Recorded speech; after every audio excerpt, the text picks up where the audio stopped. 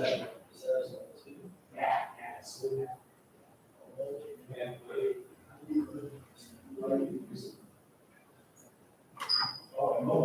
just so you know, we're live streaming and the mics are hot, so if you're making music, you can hear me.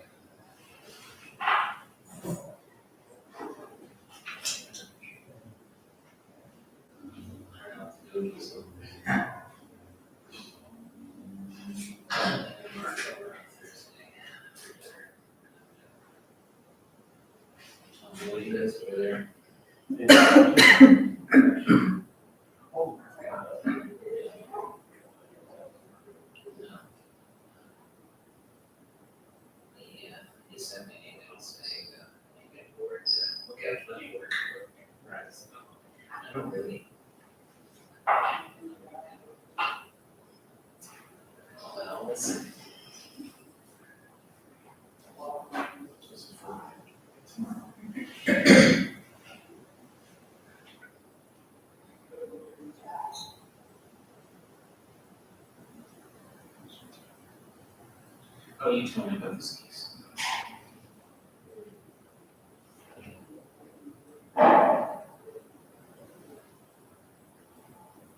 Okay.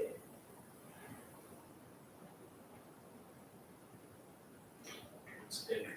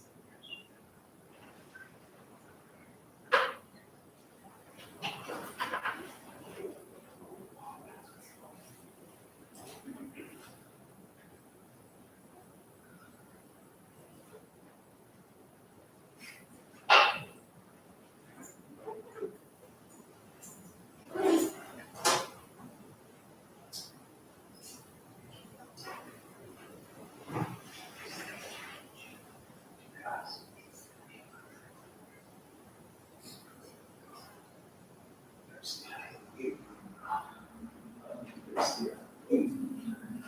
Yes. George Foreman does. And who's the come because it's the slip right under it. Oh, I see it every time. Let me choose that.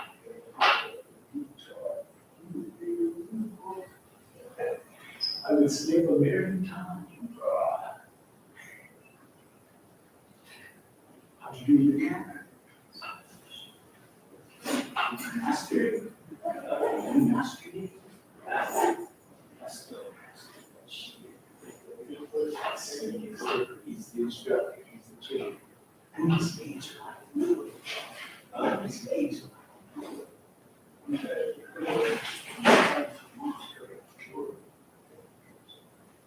yeah, he's a master at it. I see. He's the only reason that ever had on my chokehold. He's the Yes. I mean, he's the only. And I mean, I said, oh. Well, I don't know. This case. That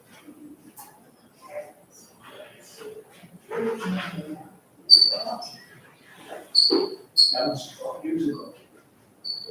12 years ago.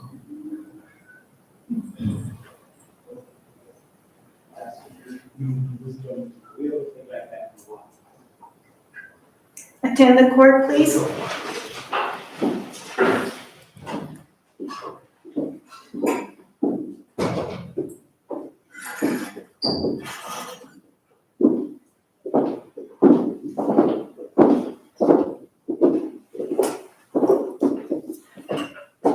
The Honorable Supreme Court of the State of New Mexico.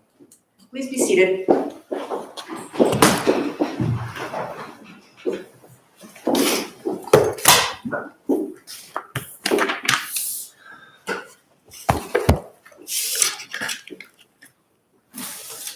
Good morning.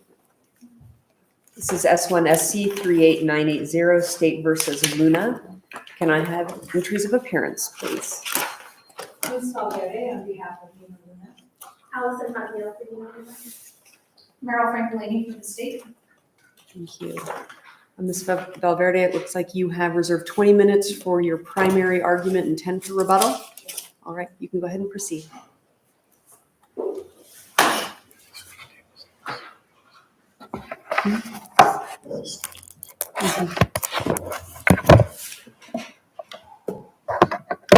Good morning, and may it please the court. Standardized field sobriety tests are not valid or reliable to determine impairment by cannabis. The state may not have it both ways. In cannabis DWI cases, it may either call a DRE to opine on impairment in the context of a 12-step DRE protocol, or it may offer a lay witness to talk about observations of the driver without the guise of expertise based on clues, scores, physical symptoms, or standardized tests. The Court of Appeals opinion in this case elides these foundational distinctions and thus erodes reliability for both methods and training in cannabis cases.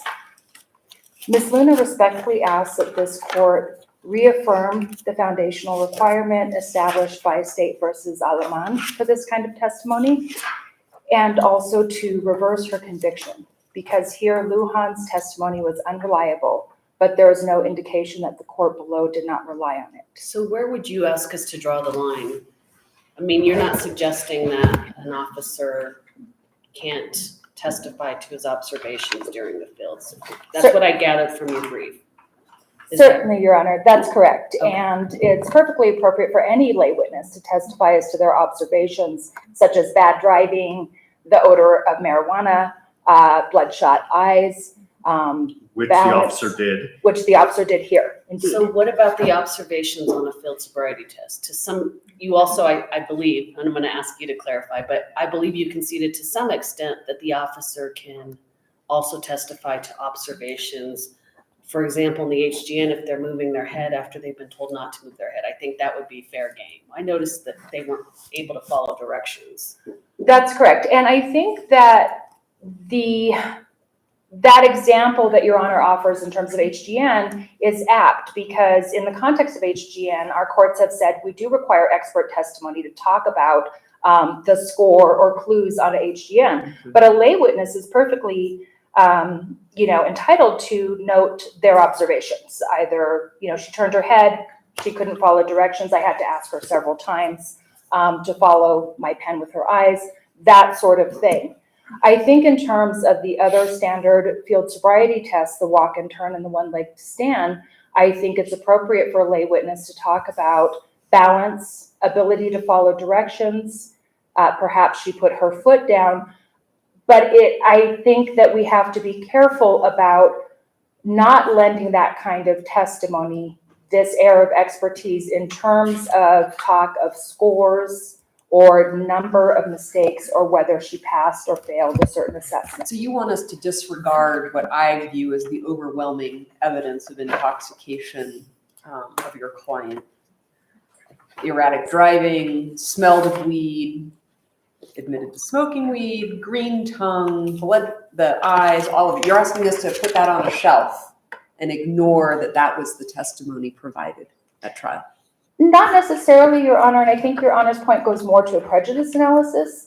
I think that in this court's evaluation of prejudice, it is important to remember that we're not looking at a sufficiency standard, but rather if the SFST testimony was erroneously admitted, then what is the impact of that testimony? This was a bench trial, right? Yes. And so we presume that the district court judge can just put aside all of those things that might be, might walk over the line or be inappropriate. Typically we do, Your Honor, and Why not here? I think there is no indication here that the court did not rely on it, as is the standard articulated in State versus Franklin, 2020. Where in the opinion that Judge Leos wrote in the district court, Mhm. you point to where you think should rely on something that stepped over the line? The district court itself or the Yes. metro court? Start with the district court. and then Okay. you go to the metro court. So we have a written opinion from the district court. Sure. And while I think about that, I'll just reiterate that the court's standard of review with this kind of erroneously admitted testimony is whether it had an impact on the fact finder's decision. And so what the district court held, I think, similar to the Court of Appeals, sort of elides this type of testimony in as much as the court held that he was not testifying as an expert, but instead offering his lay observations of her performance. That's on page 9, page 9 of the opinion. So what about the Metro Court? Because they're actually the fact finder here. The district court served as an appellate court, but can you answer Justice Vargas's question with respect to the fact finder? Yes, I think more readily in terms of my recall anyhow, with the Metro Court, that I would argue since this testimony was a big deal before the bench trial commenced. In other words, there were pre-trial discussions about this. The court heard motions, and the court ultimately opined that the officer did not have to be a DRE to testify about SFST results. But what about that tells you that the Metro Court judge considered matters that it should not have considered? I think it tells us on the record that the court was, both parties and the court were concerned with this testimony, and they spent a great deal of time considering it and thinking about it. You're correct that with that moment where the bench trial started, we typically presume that the court will then put aside anything that's improper, but it's clear in this case. To the end of the case. Sure, from the moment the Hearing trial all of the starts. evidence, yeah. Yes, from the moment the trial starts, but it's clear that the court, I'm sorry, I lost my train of thought. I don't think there's any indication on this record that the court did not rely on this testimony, where it had been something that the court held throughout that could be considered. I'm more interested in what information can you point me to? What part of the record can you point me to that the Metro Court actually considered something it should not have? Because it should have been expert testimony rather than lay testimony. I think the fact that the officer testified as to his training in DWI, DWI alcohol training, and the training on SFSTs to show signs of impairment, all of this testimony came in. And so I think in the courts, when the prosecutor asked Officer Lujan whether he also relied on the test to determine impairment, he answered in the affirmative. There's no indication that the Metro Court did not consider that evidence, and I think that that's the relevant inquiry for this court. Think of that standard. I mean, we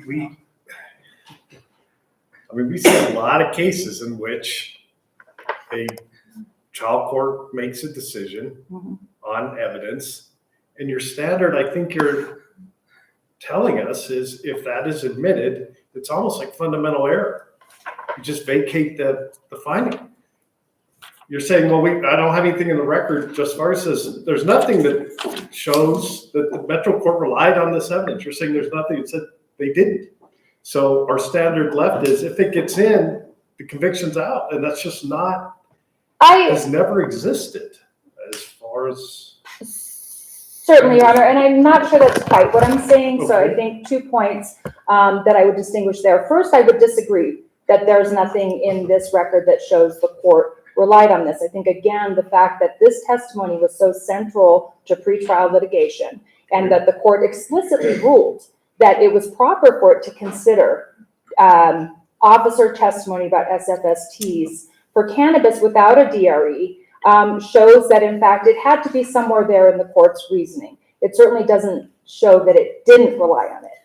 And then I think the second point, Justice Thompson, to your question, is that in many cases, the state will have admissible evidence of impairment, whether by alcohol or cannabis, in terms of bad driving, the odor of drugs in this case, and so forth. And that evidence may properly be relied on. So Oh, to then Chief Justice Bacon's point, if there's other existing, overwhelming existing evidence of culpability by a lay witness, then the fact that this improperly admitted evidence may have the judge let it in, that's enough to reverse his conviction. It's not standing alone. I understand your argument standing alone, but what about a circumstance like here where there's overwhelming, compelling evidence it could have been a lay witness that this person was impaired? And I would disagree with the court that the evidence was overwhelming of impairment. I think especially in light of recent studies that show that impairment is so hard to determine based on SFSTs, and I might be jumping ahead, but in terms of the lay... The overwhelming evidence here is erratic driving, smells of cannabis, admits to smoking cannabis, eyes are dilated, can't follow instructions. Even take the can't follow instructions out. Erratic driving, smells of cannabis, admits to smoking cannabis, eyes are a mess. That alone establishes impairment. And Your Honor, I might be inclined to agree with you had we more clear evidence of erratic driving here. I think that the evidence, Your Honor, this goes to use. I think it certainly is sufficient to establish cannabis use. I think that does not necessarily reliably correlate with impairment. We need more. In what lens do I view the evidence here in light of the verdict? I believe you have to view the erroneously admitted evidence. No, I'm not talking about the erroneously. Okay, I'm talking about all the other the lay facts here. testimony. I view those through the lens of that which supports verdict. Sure, and that So is. I don't think you can sit here and argue that, well, maybe that wasn't enough evidence of impairment. If I'm viewing it through the lens of supporting the verdict. Sure, and we just may have a fundamental disagreement there. I think that viewing the dash cam when you observe Ms. Luna's vehicle entering the I-40, merging onto the 40 from the flyover, she's picking up speed, it's obvious, to merge into traffic. And there is a moment where her car does veer to the right a little bit. I'm not sure if any of us have experienced it. I can't even sit here and remember, but that feels to me like not great evidence of bad driving. She's speeding up to merge into traffic. You, in fact, then see another truck go in front of her to get off the freeway.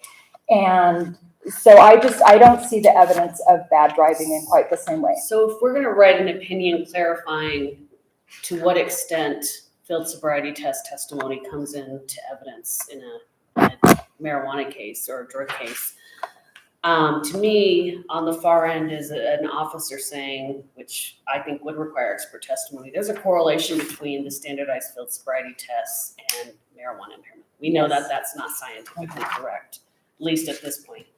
But on the other end is their observations about their ability to follow directions. And I think that is absolutely a lay opinion.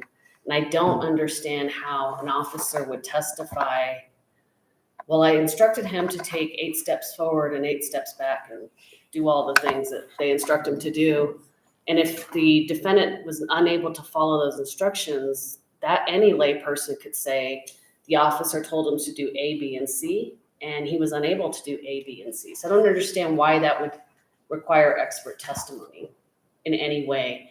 I do get your argument about correlation, causation, and maybe even possibly whether it's a, that link, of course, I agree with you, but I don't think that there should be an outright prohibition against FST testimony in drug cases.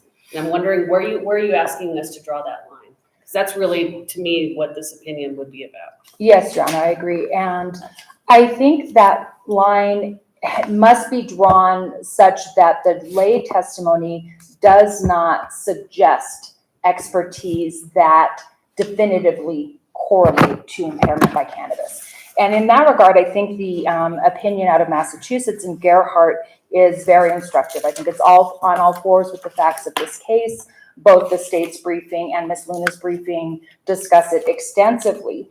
And for lay opinion under 701, I would suggest that an officer may not refer to tests, clues, scores, or passing or failing any roadside assessment.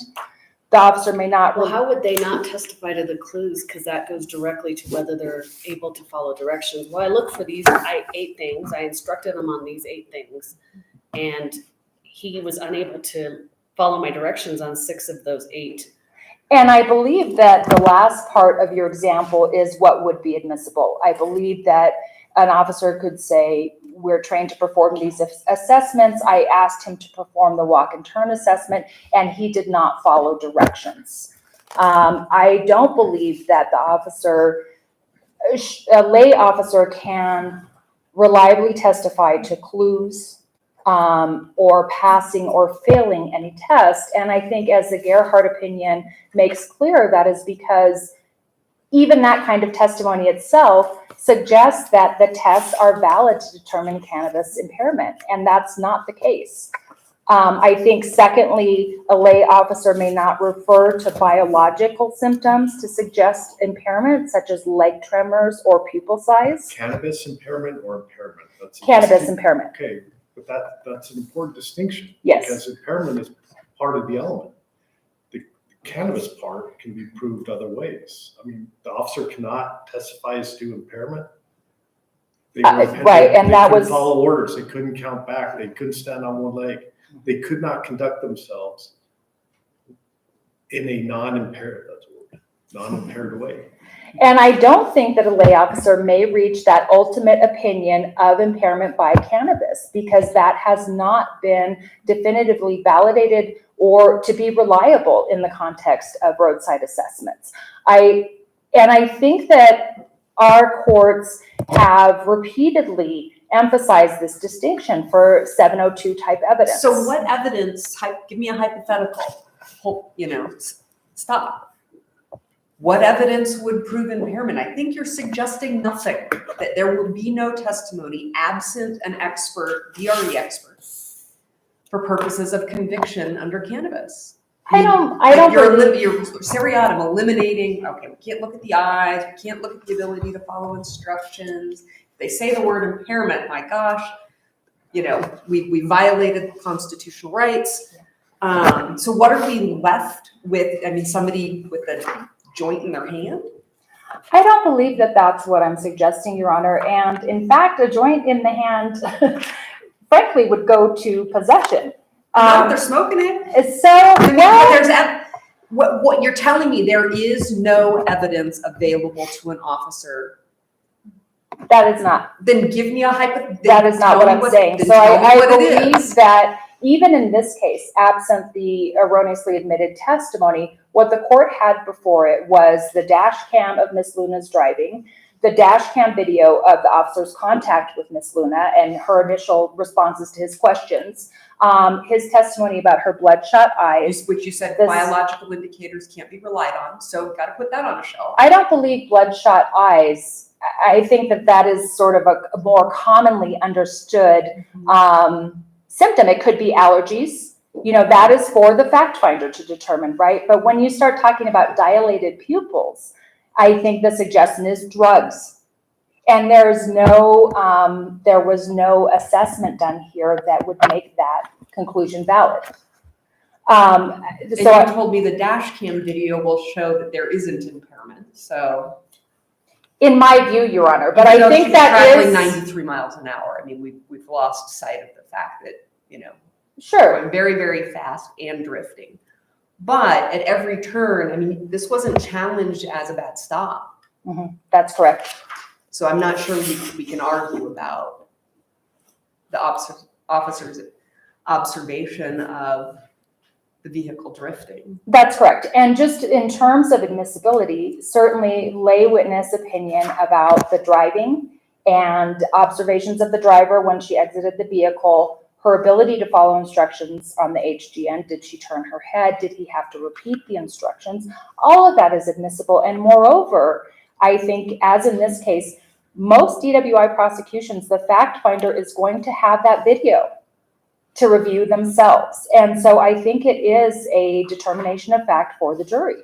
I think that this case is a good illustration of some of these nuances that you cross the threshold into expert type testimony, where from my untrained eye, observing Miss Luna on the SFSTs, I definitely saw her stumble at the end of the walk and turn on the last turnaround. And I saw her put her leg down once on the one leg stand.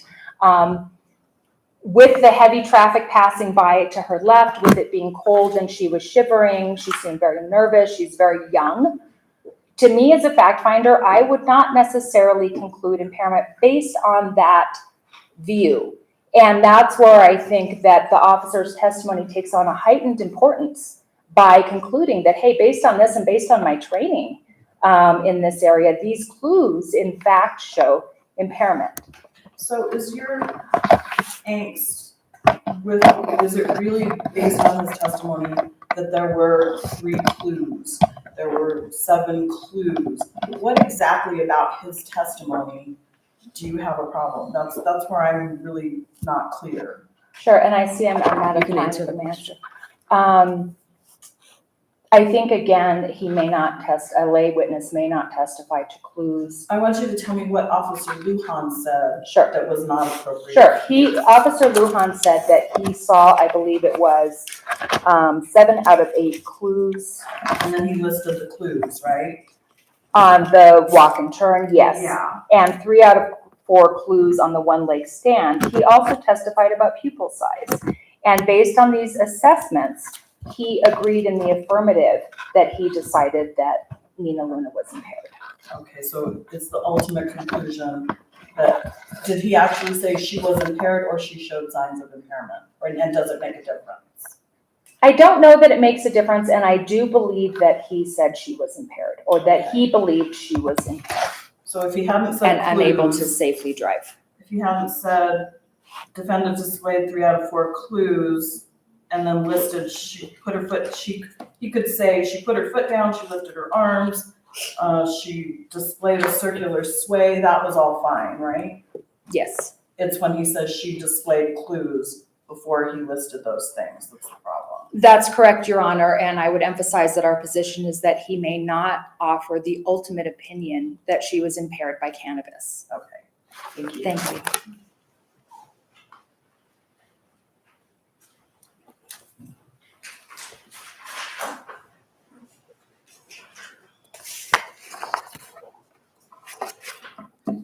May it please the court.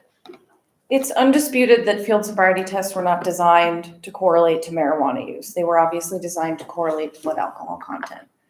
But New Mexico courts have recognized pretty consistently that regardless, the tests do have utility in any DWI investigation, whether it's for alcohol or for drugs, including marijuana.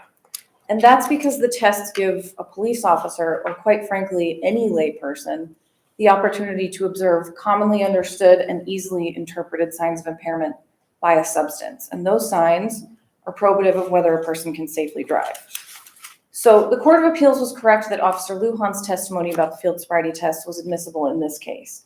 And the court was also correct that because the officer already knew the substance that defendant had used, and he was relaying his observations on the test, he did not need to be qualified as a DRE to give that So testimony. because she smelled of cannabis and admitted to using cannabis, we don't need additional expert testimony to say it is cannabis. The case law would Is that- support that, yes. I would point to this court's decision in Gonzalez, where Justice Chavez held that it's 2 separate elements. There's ability to safely drive, and then there's impairment by a substance. In that case, it was marijuana. And the evidence was almost identical in that case to the evidence here. I think driving 90 in a 60-mile-per-hour zone, drifting over lane lines, strong odor of marijuana coming from the car.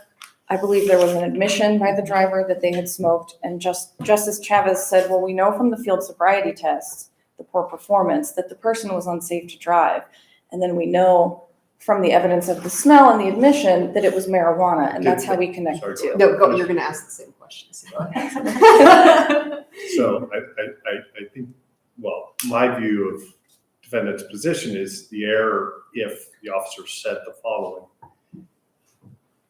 the defendant was impaired by cannabis, therefore created the causation and the expert opinion. That's the problem. I agree with your view of Gonzalez. In fact, I would think someone walking down the street could witness the defendant sitting in the car, consuming however they consume nowadays. But it is that ultimate opinion by the officer, impaired by cannabis. Therefore, I'm now opining on the ultimate fact question. And that's where the problem was. Do you understand the distinction if I frame that correctly? Yes, Your Honor. And I agree that offering the ultimate opinion of the defendant was impaired by cannabis would probably go outside the bounds of lay testimony under 11701. But the officer didn't do that in this case. He testified that he agreed that the field sobriety tests are only validated for alcohol. He did testify about clues, but he had already explained that the clues are only validated to correlate to a BAC.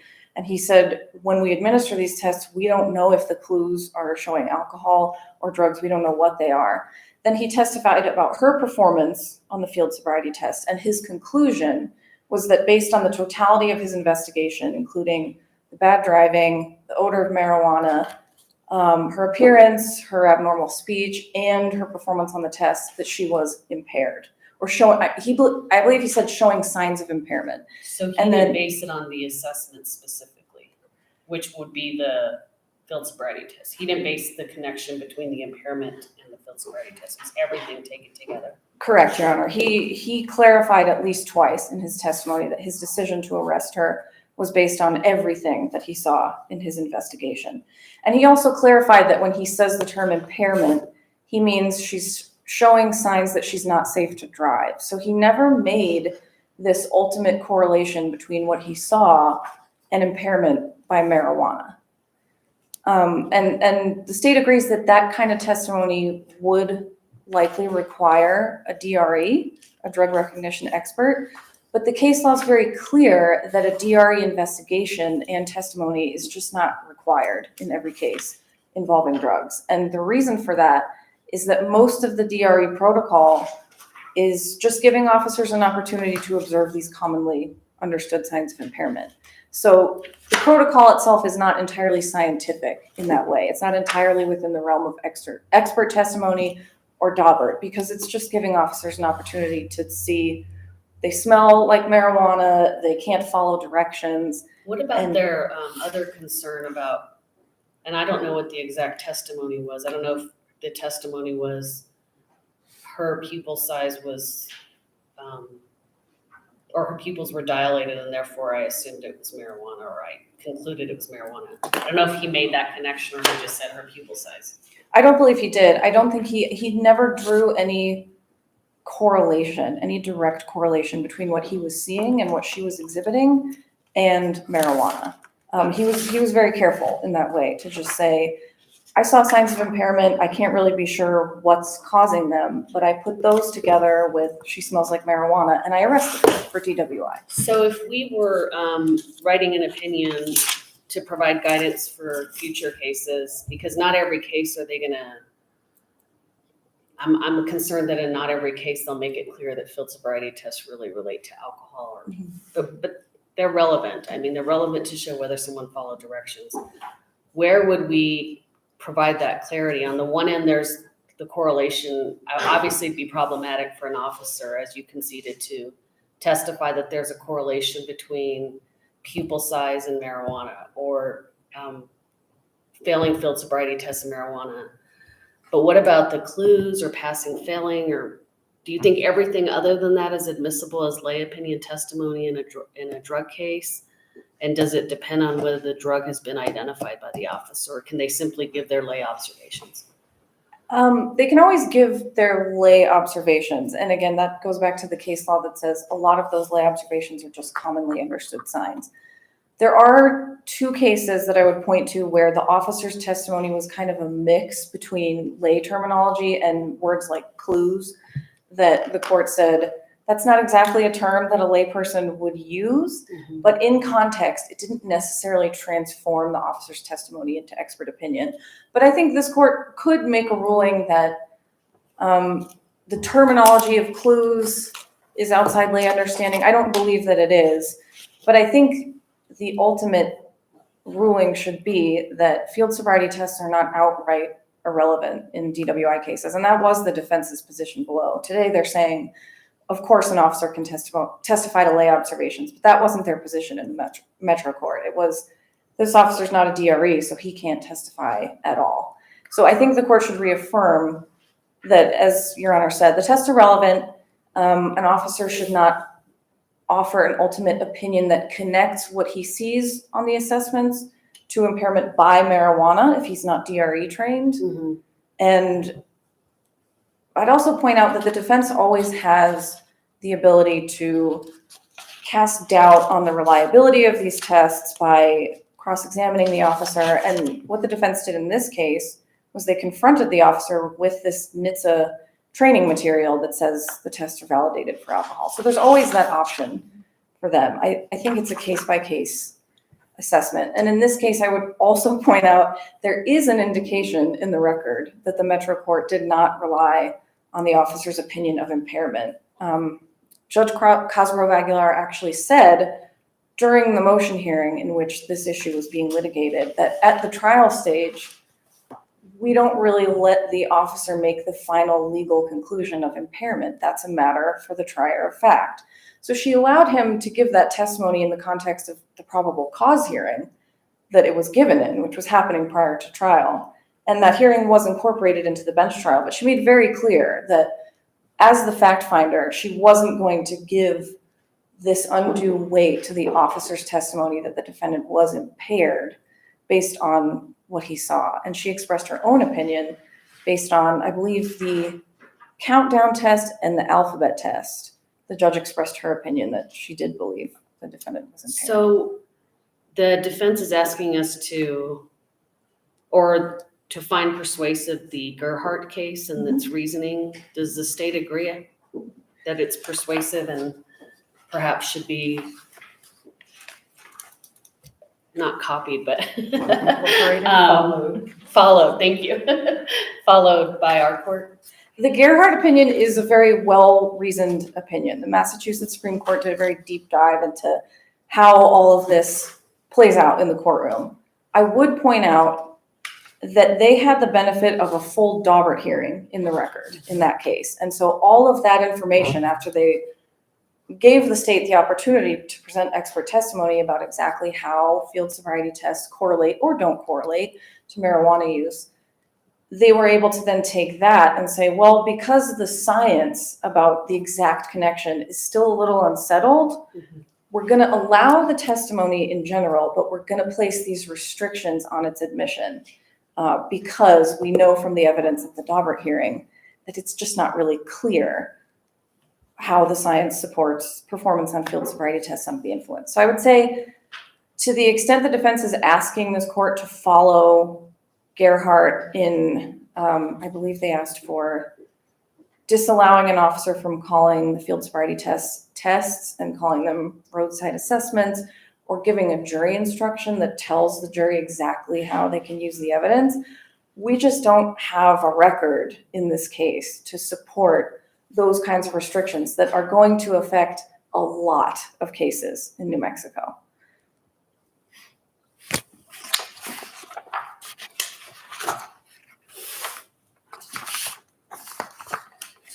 So there's been argument made that non-DRE officers should not be allowed to testify about field sobriety tests or make any kind of assessment of impairment because they're not trained. And again, I would just reiterate that New Mexico case law doesn't support that. The Court of Appeals made pretty clear in Alman that a DRE examination is not required in every case. And again, that's because, of course, things like the HGN or toxicology testing, those are very scientific. They're based in medical principles. That requires expert testimony. But a lot of the rest of the protocol is just observing what a layperson could understand as a common sign of impairment. And the field sobriety tests weren't addressed specifically in that case, but the Court of Appeals did sort of adopt the reasoning of a Florida case where the Florida Court of Appeals said field sobriety tests, even in a drug case, they're just these kind of run-of-the-mill, easily understood tests that a layperson can observe and identify signs of impairment.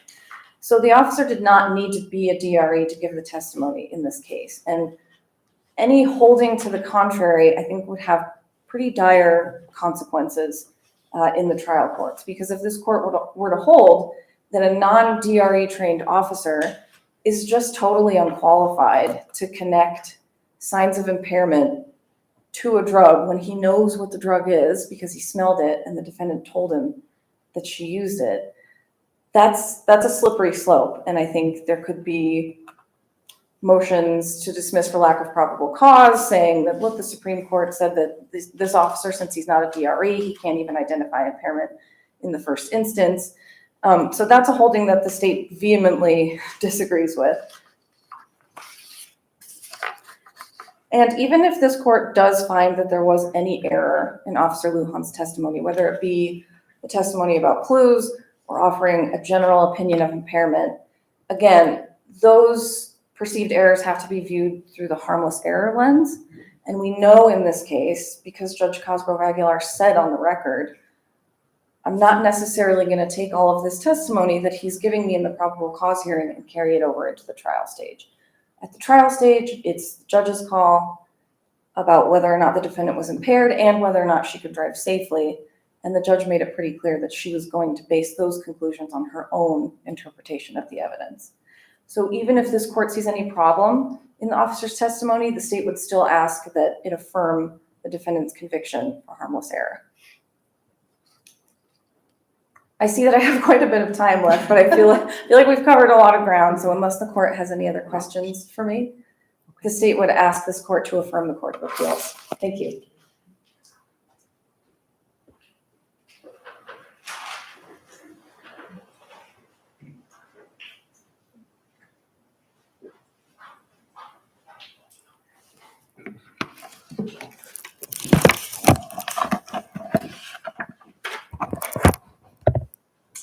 I'd like to start by just responding to the state's argument that a DRE is not required in every case. We quite agree, and that is not our position. It was not our position in the briefing, and I think that within the bounds of 701 testimony, lay observations are quite useful to the trier of fact, and there may also be just logistical hurdles for the state in terms of getting an expert either to the scene or to court to testify. Is a DRE, in your perspective, is a DRE required in order to say there are signs of impairment? In cannabis cases, I believe so, Your Honor. So if that holds true, aren't we going to see, if we were to agree with you, aren't we going to see a lot of challenges to probable cause in the first place? I don't believe so, and that was the Okay. second point I did want to get to. Yeah. In terms of the state's concerns about, heavier motion practice or challenges to this type of testimony. I think it's well established in the state by case law that an officer may reasonably use roadside assessments to determine probable cause in order to obtain somebody either to do a breathalyzer, to bring them down for further questioning, further assessment. I guess, because I misunderstood. It's not problematic you're saying it's problematic for the officer to say he observed signs of impairment, or that the defendant was impaired. I think those are two, or he believed the defendant was impaired because of whatever. I'm not sure I see that much of a distinction, Your Honor, and I think it is a slippery slope, and I would be cautious to say, you can talk about impairment in this terminology, but not in this terminology, because I think that, then we are pushing the bounds of what's permissible under 701 as opposed to what's subject to 702. But a layperson could say, I observed defendant tripped, the defendant smelled of Sure. marijuana, the defendant drove erratically, the defendant could not follow any of my instructions for Absolutely. 5 tests. And in my mind, in my lay opinion, those are signs that he was impaired versus I believe the defendant was impaired by marijuana or his ability to drive was impaired by marijuana. Those to me are. I would agree up until the last part of your example, Your Honor. And I think that's in accord with Gerhardt, the first part of everything you said. I would disagree that the lay witness can talk about tests, as Gerhardt, as the state agrees, is really well reasoned and goes into detail about why that could be problematic to suggest to the fact finder that these are validated to determine impairment. Mhm. And likewise, I don't believe a lay witness can offer the ultimate conclusion of impairment, however that's couched, because again, those assessments are not validated for impairment by cannabis. And I think it would be similar to as if I had observed an accident, God forbid, and was called into trial to test about I could say, I saw the driver swerve off the road and hit a tree. I saw the driver stumble out of the car. I smelled marijuana emitting from her person. I tried to render aid while we called whatever. But I don't think I, as a lay witness, could say she was high and she was unable to safely drive. Could you say those were signs of impairment? I don't believe so, Your Honor. And I Then think we have to that's, overturn Gonzalez, counsel. I mean, that's Gonzalez. I don't believe it is Gonzalez. And I think that It's exactly Gonzalez. Those are all the things I think it's Justice. Well, I'll let you address it. It seems it's all the things that Justice Chavez allowed. that's correct. They And I would, didn't allow the shaking leg, right? For Leg marijuana trimmer. causes. Mhm. Sorry, the leg trimmer. Thank you. yes, and that's correct. And I think that was the issue on appeal in that case. And the state conceded that the leg trimmer evidence would be improper. And so I don't know that the validity of the SFSTs was put at issue on appeal in that case. I'm saying Nobody I said they shouldn't observed, be driving a vehicle 95 miles an hour, smoking marijuana. Sure. It's all bloodshot, watery eyes. And I believe that was a sufficiency Yeah. analysis, but I don't believe it was an admissibility analysis in terms of the SFSTs. And I may be painting with too broad a brush there, but I do So, think okay, that is so are distinction is you- important. now I think, I may not be, I agree with you, defendant was impaired by marijuana. I mean, that would be, but I observed, based on the entire 45 minutes I spent with defendant, I observed signs of impairment, and they're not correlating it to marijuana or specifically the field sobriety test. I don't understand how that's anything more than a lay opinion. Well, as discussed in the briefing, Your Honor, I think that cannabis impairment is not yet commonly understood in the same ways as is alcohol impairment. And the DRE protocol sort of takes that into account in terms of going through this series of assessments to, and the officer is trained to be able to determine impairment in that context. I don't believe that a lay witness can opine on cannabis impairment at this stage in our society and culture. She was losing her balance. She couldn't count, I think that's backwards. acceptable. I think all of that is, but you can't say based on those things, she seemed impaired. by cannabis, I believe Not that's by correct. cannabis, just impaired. she seemed Yes. impaired. Stop. Can he say that? Based on my In observation. a cannabis DWI case, I don't believe so. I believe that is where a DRE comes in. But there's no connection Why? between the impairment. He's Right. just saying, I looked at her and I believe, Should I let her get in her car and drive off? And he's I mean, saying she seemed impaired, so the answer is no. Sure, and based on my assessment of her, I decided to detain her or to further investigate, or I called the DRE to the scene, or I arrested her. And I then think add on top that's- of that, her statement I smoked a bowl. And I think that Your Honor brings up a good example that for me raises a concern about taking that conclusion from the trier of fact. I think it is the fact finder's role to reach that ultimate conclusion, and where you do not have an expert opining about the ultimate conclusion that she was impaired based on these observations, I don't think that So is. let me ask you this. This is what I found the testimony of him in trial. He said defendant displayed signs of impairment and she was no longer able to operate the motor vehicle. And that's why he arrested her. Do you believe that's inappropriate for him to say? I believe it is inappropriate for Lujan to talk about impairment, yes. To say that she displayed signs of That's impairment? correct. That's correct. And New Mexico has long held these distinctions for 11702 type testimony. This court in Torres said that it was error to admit expert testimony involving scientific knowledge. And I think that because the conclusion of impairment here relies at least on specialized knowledge, there has to be that training and validity to the methods used. What about the cannabis. state's argument that we should be viewing this through the view of harmless error? I would disagree with that. I think that because our position is that the evidence was improperly admitted, then this court must assess the role that his SFST testimony played at trial. If this court finds that the role was minimal and that it is thus harmless, I would disagree with that. But I think that that is the standard the court has to apply. I think the other consideration is that Lujan's testimony in this case was sort of uniquely science-y, right? Everything else was in the purview of the bench. The bench could view the dash cam, could hear the testimony about her physical appearance or the smell of marijuana.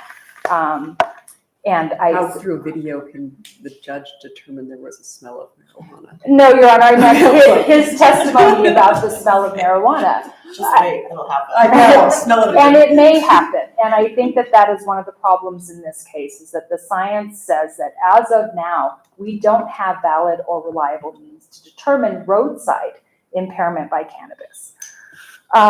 One of the problems with the Court of Appeals opinion is this conflation of use and impairment, right? And so Lujan testified that he didn't need a DRE because he already knew the category of drug involved.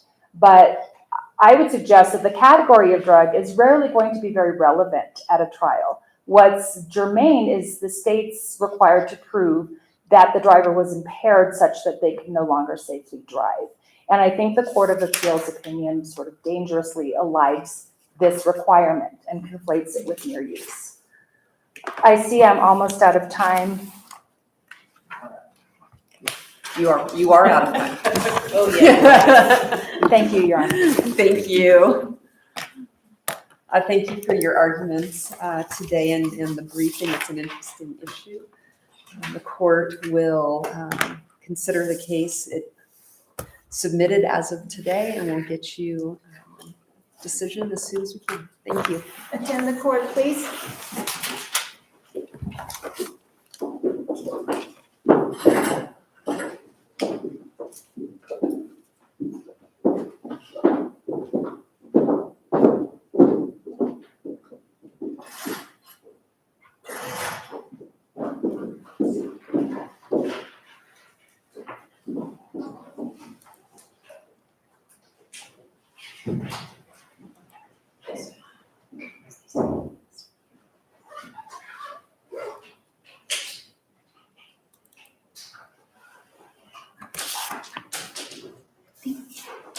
These are